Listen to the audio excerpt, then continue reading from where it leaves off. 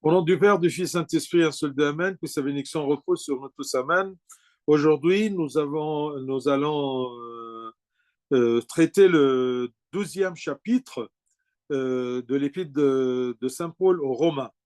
On va prendre chapitre 12, on va le terminer aujourd'hui, de verset 9 à verset 21, de 9 à 21.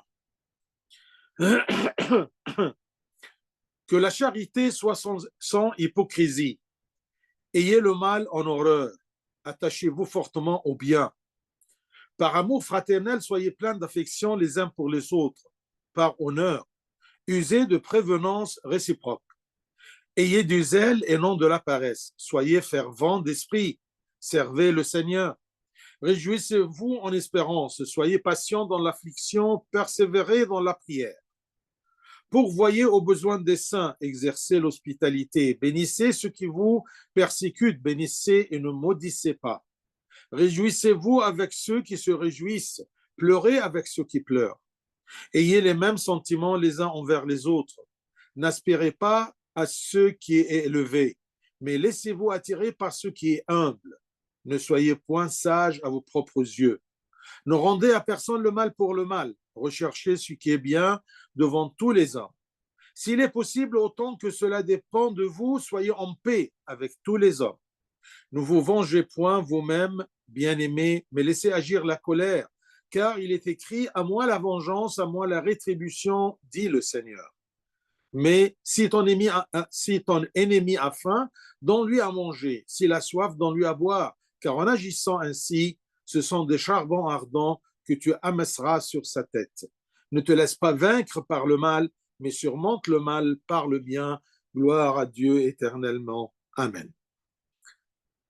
Alors, si vous rappelez bien, on a dit que depuis le chapitre 12 jusqu'à la fin de l'épître, c'est-à-dire jusqu'à le chapitre 16, de 12 à 16, ce sont des enseignements pratiques, comment vivre notre chrétienté.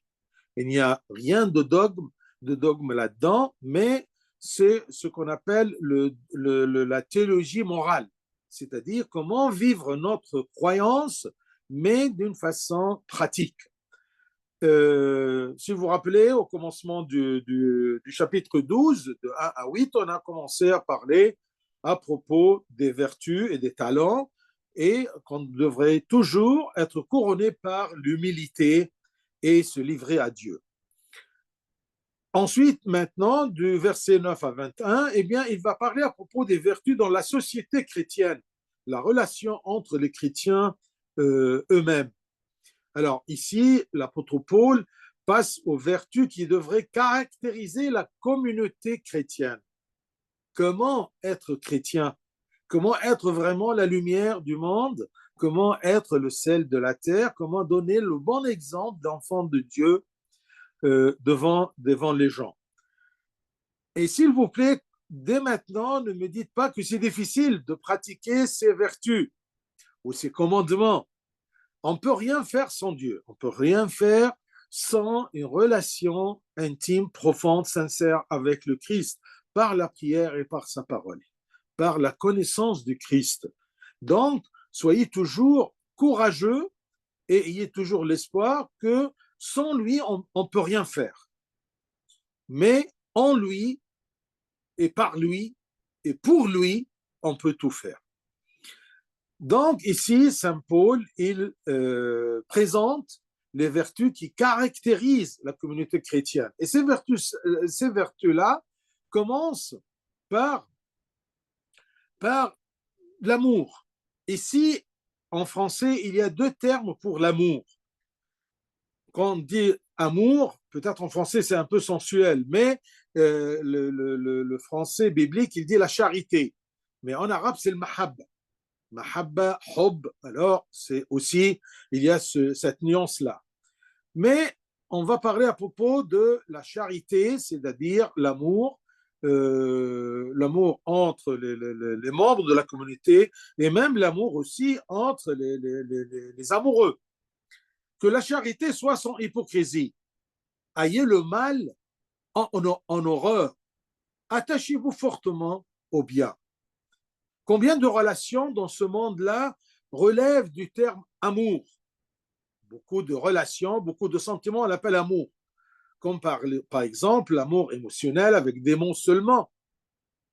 Et c'est pour cela que je dis toujours aux jeunes que, attention, c'est facile. Qu'un jeune te dit « je t'aime », mais sans rien faire, sans aucun engagement. Alors ça ne sert à rien. Si Dieu est amour, donc quelqu'un qui n'a pas Dieu dans son cœur ne peut pas aimer. Mais c'est un sentiment émotionnel. Décrivez-le comme vous voulez, mais ce n'est pas un vrai amour. Donc, méfiez-vous. C'est facile de dire je t'aime, même entre frères, même entre collègues, même entre des amis.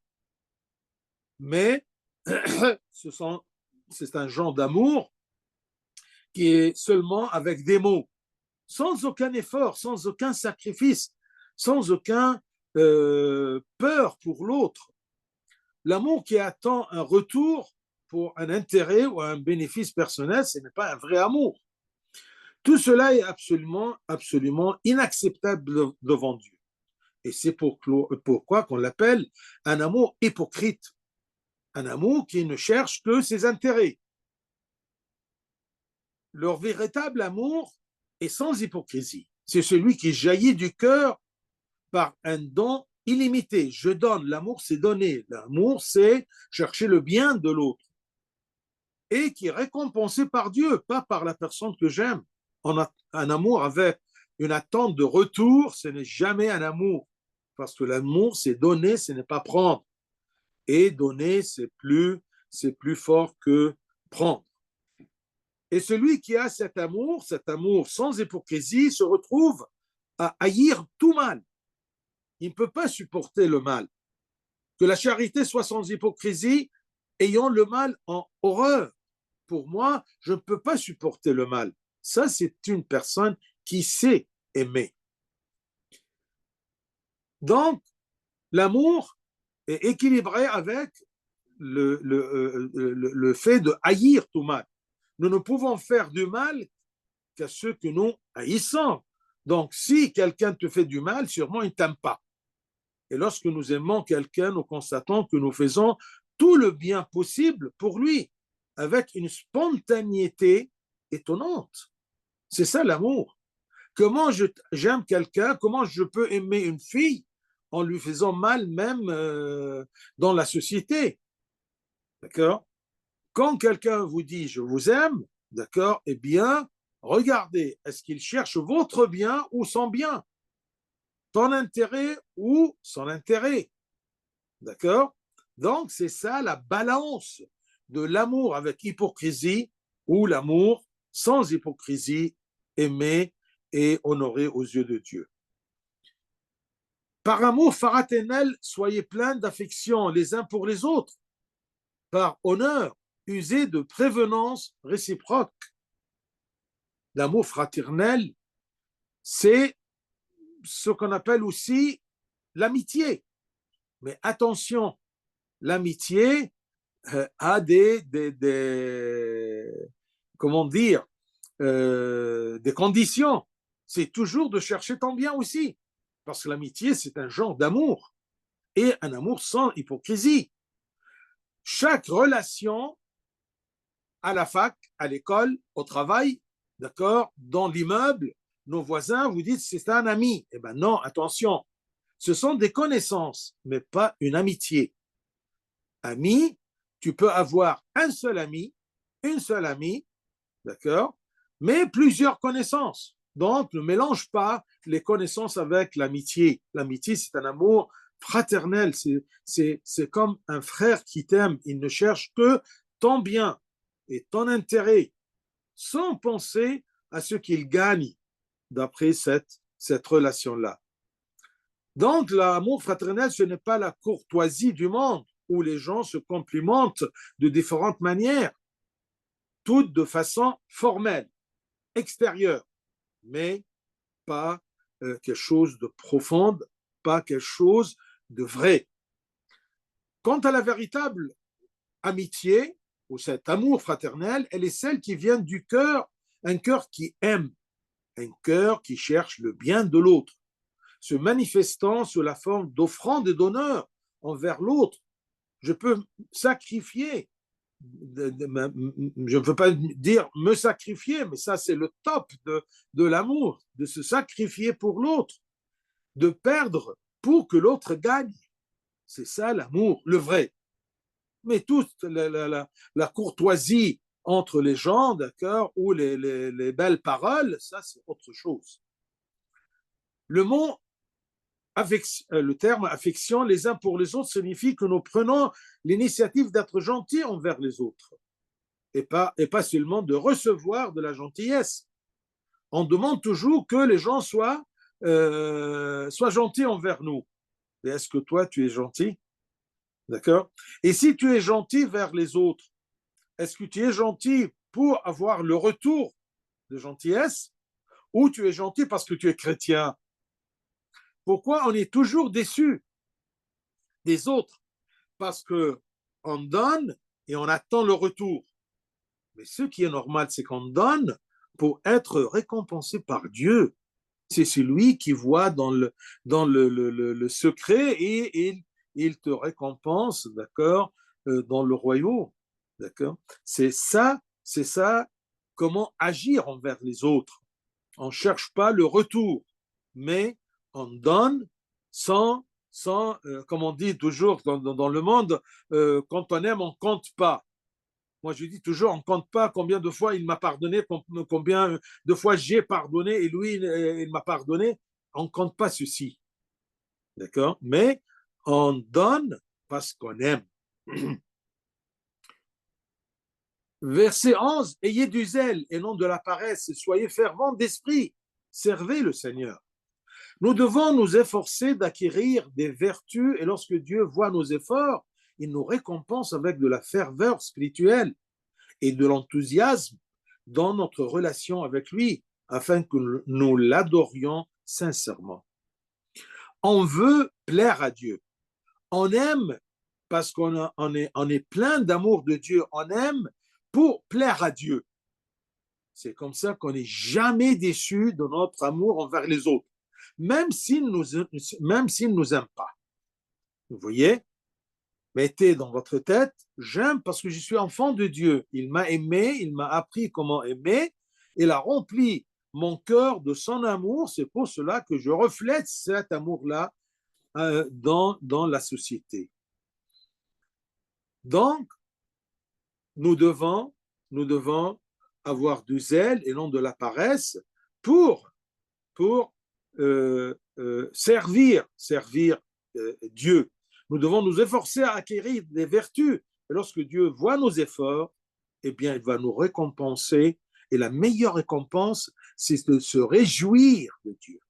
Sentir la présence de Dieu, parce que le cœur de l'homme n'est jamais réjoui que s'il est en paix, en réconciliation avec son Créateur, avec son Sauveur, avec son Christ qu'il a aimé, qu'il a rédempté, qu'il a sauvé.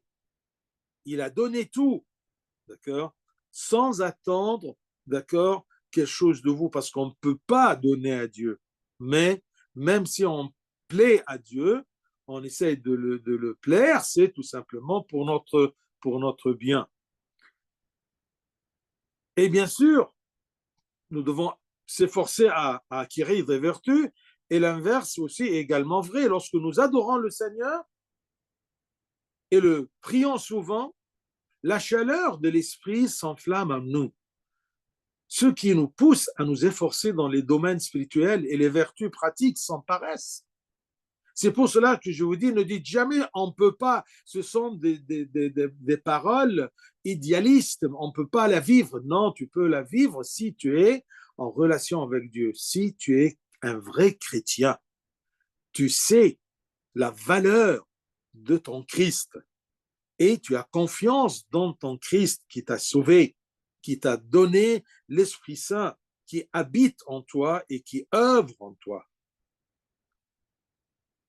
Verset 12, réjouissez-vous en espérance, soyez patients dans l'affliction, persévérez dans la prière.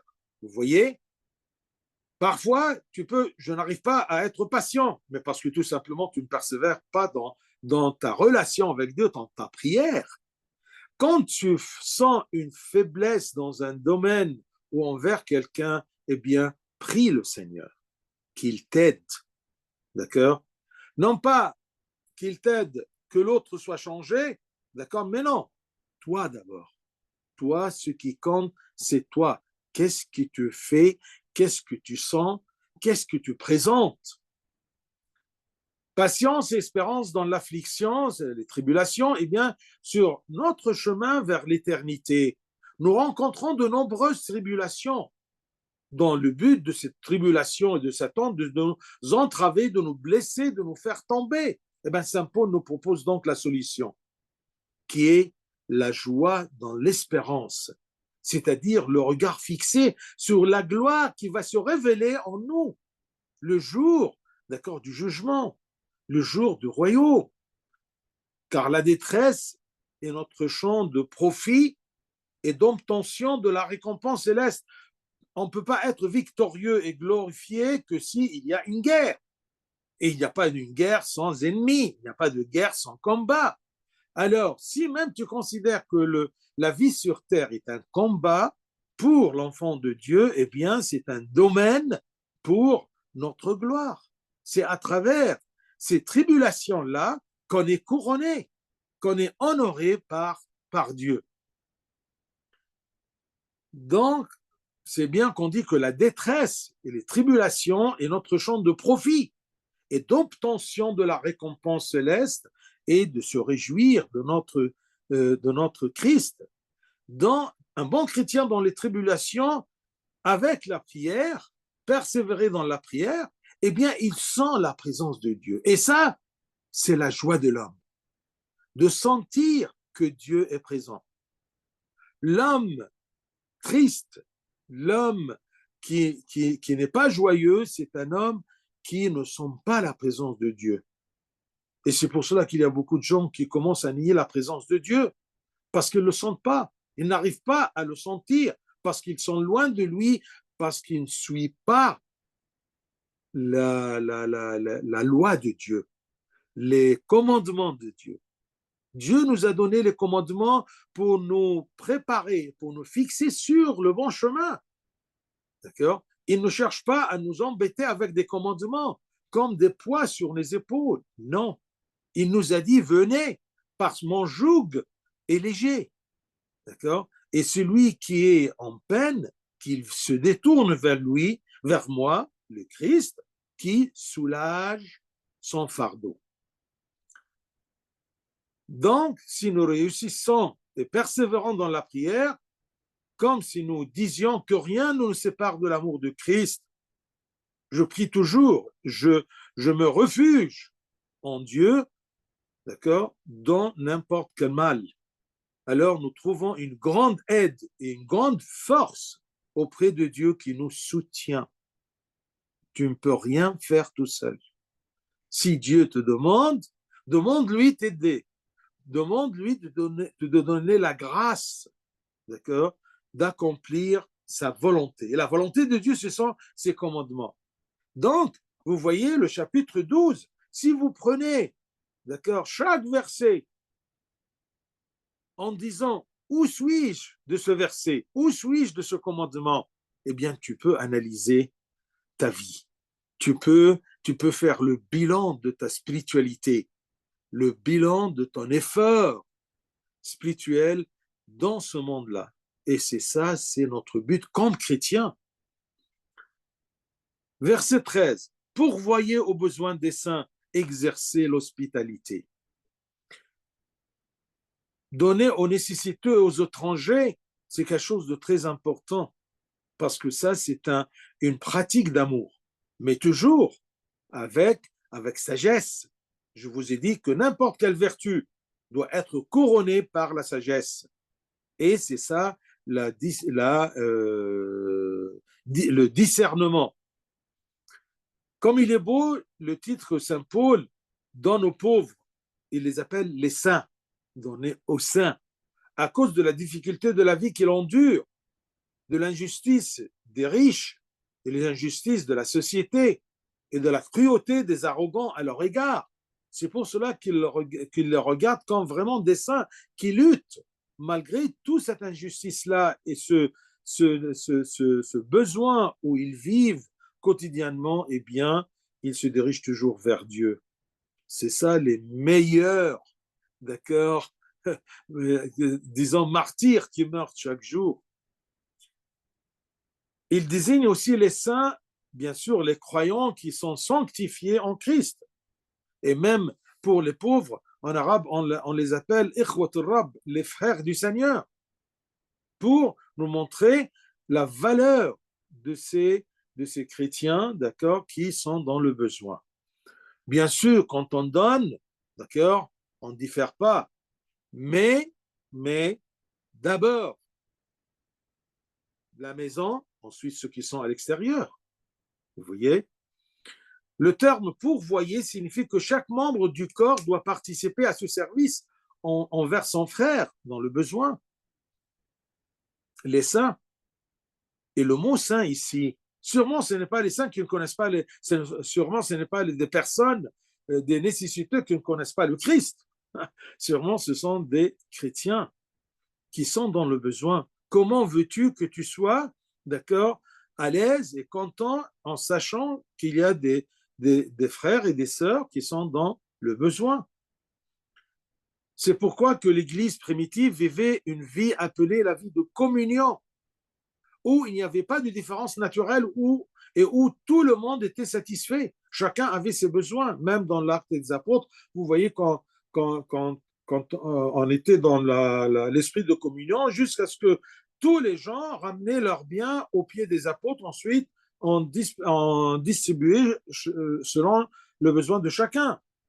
Ça, bien sûr, ça c'est l'idéal, d'accord? On vit ceci à peu près dans les paroisses, il y a de l'argent, mais pour les nécessiteux. Et c'est Abouna avec quelques responsables qui commencent à étudier la situation de nécessité des gens, d'accord, pour les aider. Ça peut être même parfois un étudiant qui a besoin de l'argent pour, comment dire, pour le transport, pour venir à l'église. Vous voyez, c'est ça le nécessaire. Le nécessaire, ce n'est pas tout simplement de donner l'aumône à quelqu'un qui est dans la rue, qui cherche une petite pièce, non pas pour manger, mais pour boire. D'accord? Attention. Vous voyez? Et ensuite, dévouer à l'ajout d'étrangers.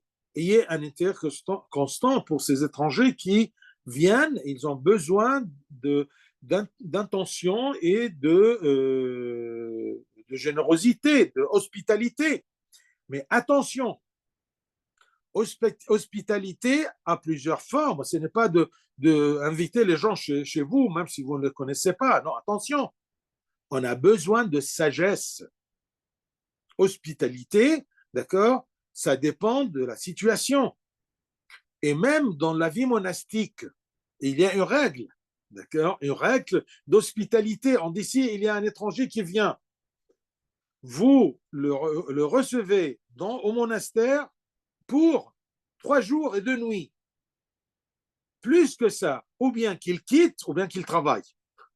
Regardez, c'est tout simplement pour mettre aussi des règles, d'accord, règles de sagesse pour l'hospitalité et pour même donner. N'importe quelle vertu doit être couronnée par le discernement. Et si tu ne trouves pas ce discernement-là, demande tout simplement le conseil.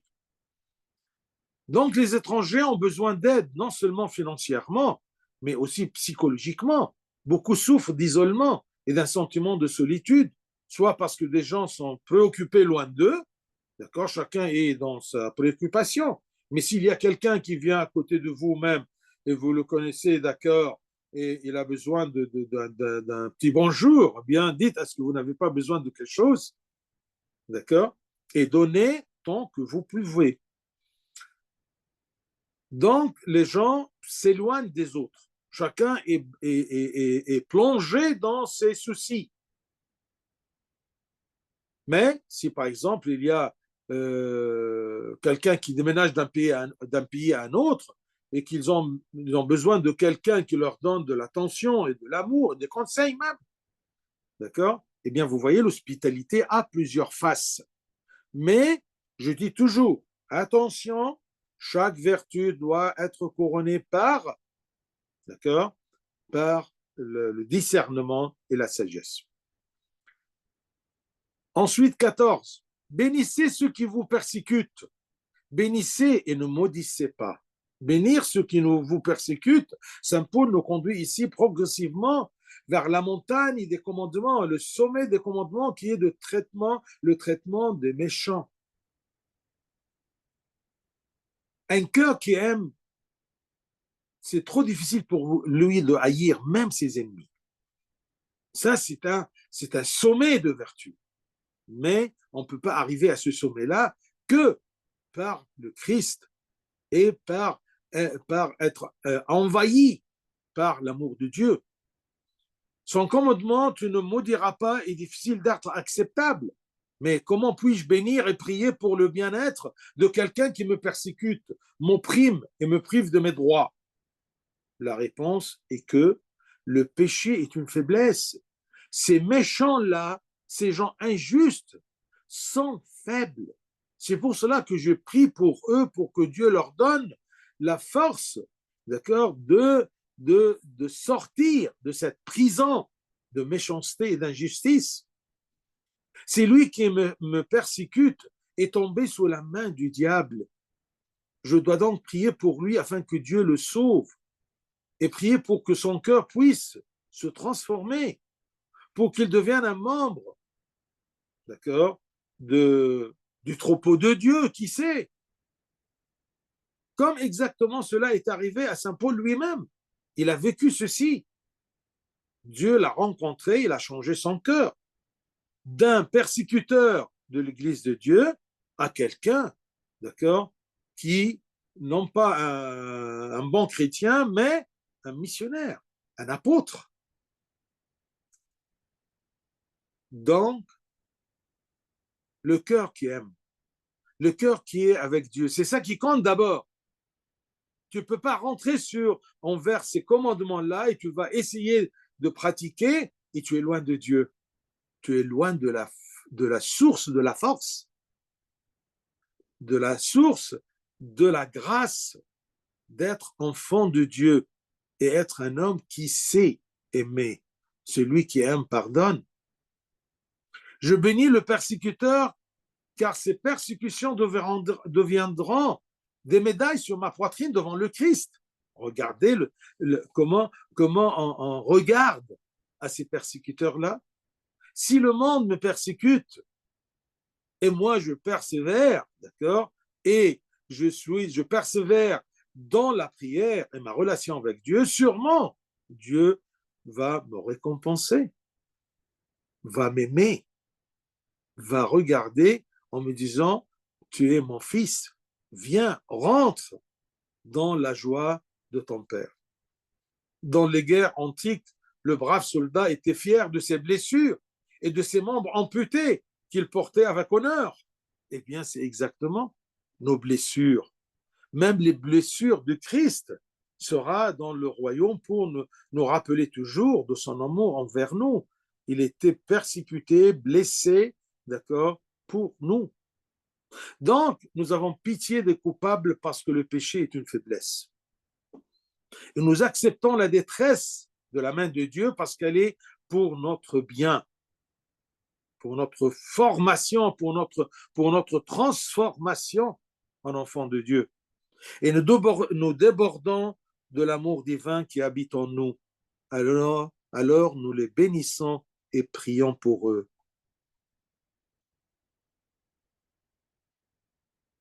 Un peu plus loin, vous allez voir comment aimer nos ennemis. Mais maintenant, verset 15, il nous parle à propos de partager la joie et la tristesse avec les autres. Réjouissez-vous avec ceux qui se réjouissent, pleurez avec ceux qui pleurent. Ce n'est pas tout simplement pleurer. Je trouve quelqu'un qui pleure, alors je pleure. Ne prenez pas le commandement au pied du mot, d'accord? Mais tout simplement, comprenez le sens. Saint Paul nous invite ensuite à partager la joie de l'autre, c'est-à-dire je me réjouis pour lui de tout mon cœur, sans jalousie ni envie. Et ma participation aux manifestations de sa joie doit se faire dans des limites qui n'attristent pas l'esprit du Christ qui habite en moi. Parfois, il y a des gens qui sont très heureux, alors ils fêtent ceci, mais d'une façon qui n'est pas chrétienne. Attention, d'accord? Oui, réjouissez-vous avec ceux qui se réjouissent en Christ. D'accord? Même si les gens du monde d'aujourd'hui refusent de partager le chagrin avec les autres parce qu'ils ne peuvent tout simplement pas supporter les autres ou même écouter leur chagrin, ils disent toujours ça me suffit les chagrins que j'ai, d'accord? Et à cause de leur préoccupation, eh bien, la personne spirituelle est toujours un coffre compatissant, une oreille attentive et une langue douce et réconfortante. Tu ne pourras pas être ainsi que si toi-même tu es en paix avec toi-même et avec le Christ.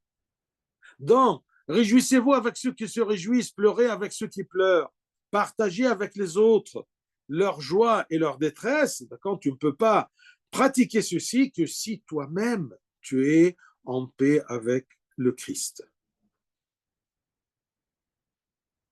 Ayez, verset 16, ayez les mêmes sentiments les uns envers les autres. N'aspirez pas à ce qui est élevé, mais laissez-vous attirer par ce qui est humble. Ne soyez pas sages à vos propres yeux. Demandez toujours le conseil. N'aspirez pas à ce qui est élevé, c'est l'humilité. Notre communion les uns avec les autres dans la joie et la détresse fait de nous un seul corps, le corps du Christ, la communauté chrétienne. Et nous avons une seule préoccupation qui est la vie éternelle.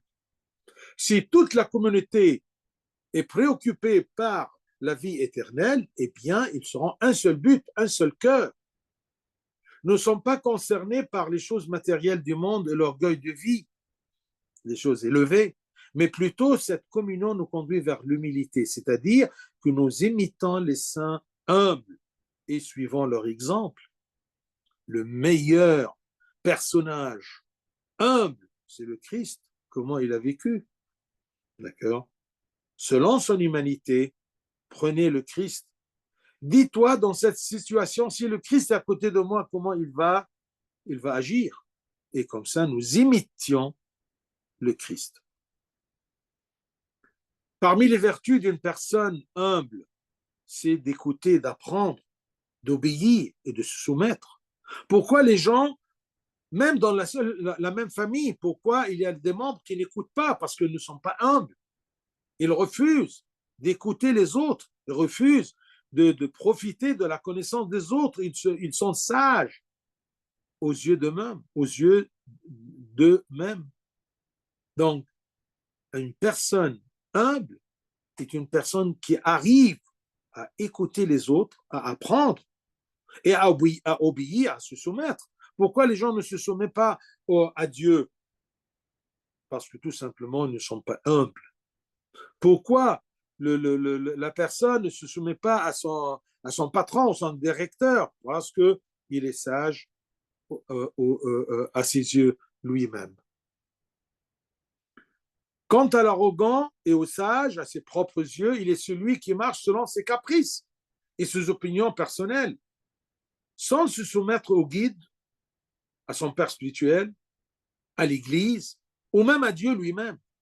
Quand on est orgueilleux, quand on est sage à nos propres yeux. La véritable sagesse est la soumission à Dieu, parce que Dieu est la sagesse absolue. Donc, si tu veux être sage, soumets-toi à Dieu et à son enseignement, à sa loi. Et la véritable sagesse aussi, c'est de se soumettre, d'accord, au bon guide, non pas n'importe quel guide, que Dieu nous donne la sagesse aussi de choisir nos guides, à qui je m'adresse pour avoir le conseil. Est-ce que c'est un homme de Dieu? Est-ce que c'est un ami qui est en Christ? ou c'est une personne, d'accord, de ce monde. Sûrement, sa façon de penser, c'est très mondaine. Donc, soyez sages, d'accord, et en se soumettant à Dieu et aux hommes de Dieu et aux enfants de Dieu qui vous aiment et qui vont chercher votre bien. Quant au sage à ses propres yeux, eh bien, cette personne est arrogante. Donc, sa sagesse est fausse. Et sa sagesse, en vérité, n'est qu'une simple intelligence mondaine et une connaissance. Il sait des choses. Mais il n'est pas sage parce qu'il n'est pas soumis à Dieu. Mais il ne peut pas bien agir car la sagesse est une bonne conduite. Une bonne conduite selon le Christ. Je peux avoir un professeur génie dans sa matière, mais ce n'est pas ça la sagesse. D'accord? C'est une connaissance. D'accord? Il connaît, mais est-ce qu'il est soumis à la sagesse divine ou pas? Si tu trouves un génie, un chercheur, mais non croyant, eh bien, ça ne sert à rien. Pour moi, il n'est pas sage. C'est une fausse sagesse, parce que c'est une sagesse du monde et de la connaissance mondaine, loin de la connaissance divine, ce que Dieu nous fait apprendre. Verset 17. Ne rendez à personne le mal pour le mal. Recherchez ce qui est bien devant tous les hommes. Donc, c'est ça, aimer ton ennemi. Ne le rends pas le mal par le mal. Et ne cherchez ce qui est bien devant, et recherchez ce qui est bien devant tous les hommes. Que les hommes sachent que tu es un homme de bien, un bon homme. Vous voyez, le Seigneur Christ a aboli l'idée de rendre aux autres ce qui est pareil, c'est-à-dire le mal pour le mal, car sa nature est devenue amour pour tous, même pour ceux qui lui font du tort, parce qu'il est enfant de Dieu. Il est l'image de Dieu. Non seulement cela, mais le chrétien ne doit pas être une cause de chute pour un mauvais comportement devant les gens, parce que les gens vous observent. Les gens nous observent. Comme exactement vous observez les prêtres et les moines et les évêques. Qu'est-ce qu'ils font, qu'est-ce qu'ils disent. D'accord? C'est une façon aussi, d'accord, de voir est-ce que les enfants de Dieu et les hommes de Dieu sont crédibles ou pas. C'est aussi pour vous. Si vous proclamez votre chrétienté et votre foi, eh bien, méfiez-vous, parce que vous êtes observé par les gens. Donc, le chrétien doit toujours se comporter avec décence, politesse, gentillesse, afin que le monde puisse voir la bonne image des enfants de Dieu et glorifier le Seigneur. Verset 18, s'il est possible, autant que cela dépend de vous, soyez en paix avec tous les hommes. Si ça dépend de lui, eh bien faites ce que vous devrez faire sur le chemin de la paix. S'il est possible, autant que cela dépend de vous, soyez en paix, si c'est possible. Soyez en paix avec tous les hommes. Parfois, c'est trop difficile. Faire la paix, cela signifie que moi, en tant que chrétien, je m'efforce de faire la paix, c'est-à-dire la réconciliation avec un cœur pur, avec tous les hommes, de ma propre initiative. Et je n'attends pas que l'autre vienne à moi. Même entre frères et sœurs, entre frères dans la même famille, même entre hommes, femmes et hommes, d'accord, dans la même famille, l'époux et l'épouse. Un artisan de paix est une personne positive, ni faible ni soumise, mais c'est une force. S'il est possible, autant que cela dépend de vous, soyez en paix avec tous les hommes. Même si tu cherches à être en paix avec quelqu'un et lui ne fait pas un effort ou ne veut pas, eh bien, au moins, toi, tu seras en paix entre toi et toi-même. Parce que tu cherches la paix. Pourquoi Saint Paul dit, selon vos capacités, autant que cela dépend de vous. Parce qu'il y a des gens qui peuvent refuser de faire la paix avec moi, sans aucune raison de ma part, simplement parce que je suis chrétien ou à cause d'un mal dans leur cœur. Et là, je suis innocent de cette querelle qui n'est que de leur part. Mais mon cœur est ouvert à l'amour pour eux-mêmes, S'il insiste pour me boycotter ou pour m'éloigner d'eux, donc, fais tout ce que tu dois faire, s'il est possible, autant que cela dépend de toi. Et tu seras récompensé. Et tu vas sentir ta force comme enfant de Dieu. Verset 19, ne vous vengez point vous-même, bien-aimés, mais laissez agir la colère, car il est écrit à moi la vengeance, à moi la rétribution, dit le Seigneur. Retenez bien ce verset 12, 19. C'est ça le sens d'aimer vos ennemis, de ne pas se venger de mon ennemi. Nous sommes sûrs que c'est un ennemi.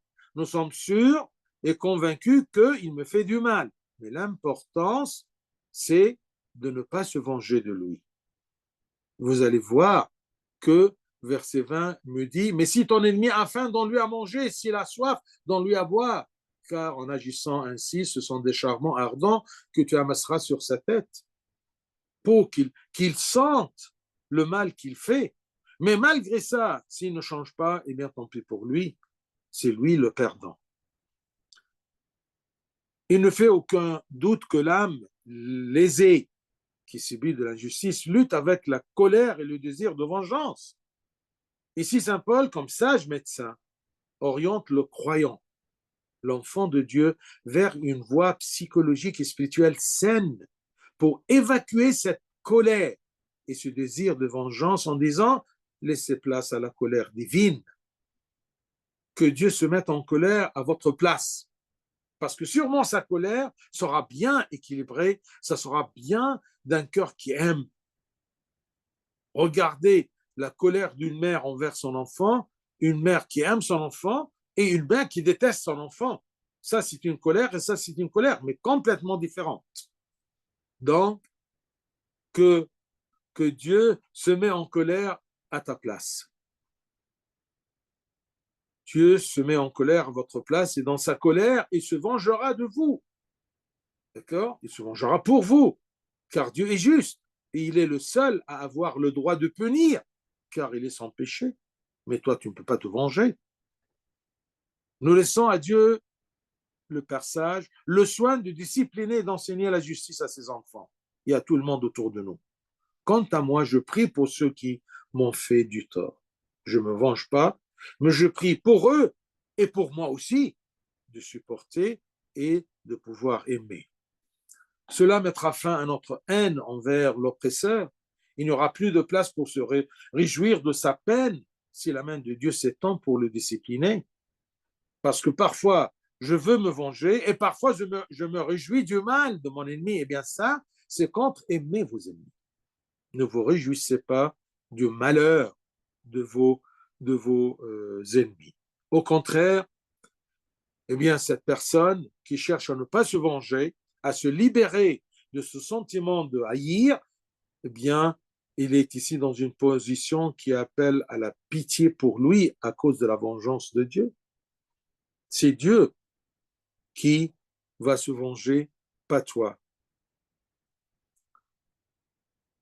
Et le verset 20, c'est la réponse. Donc 12, 19, la vengeance est à Dieu.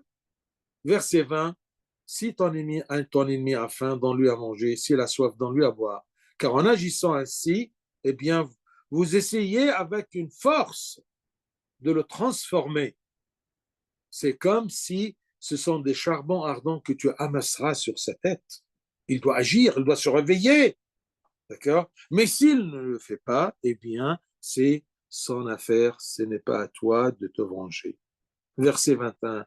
Ne te laisse pas vaincre par le mal, mais surmonte le mal par le bien. Tu ne pourras pas surmonter le mal par le bien tout seul. C'est par le Christ et l'Esprit de Dieu qui est en toi que tu peux surmonter le mal par le bien qui vient de Dieu, qui habite en toi. C'est ainsi que l'on surmonte le mal, non pas en lui répondant par le mal, mais en faisant le bien. Nous vainquons l'arrogant par notre humilité, le colérique par nos paroles douces et le voleur par notre épaulement. Donc, vous êtes appelés à acquérir toutes ces vertus pour devenir vraiment fils de Dieu. dans l'essentiel et d'aimer chaque personne, de ressentir ses besoins et de chercher à l'aider, ou au moins à prier pour lui. Plus vous aimez en vrai, plus vous gagnerez la paix intérieure et la bénédiction de Dieu dans tous vos pas durant toutes vos vies. Gloire à lui éternellement. Amen.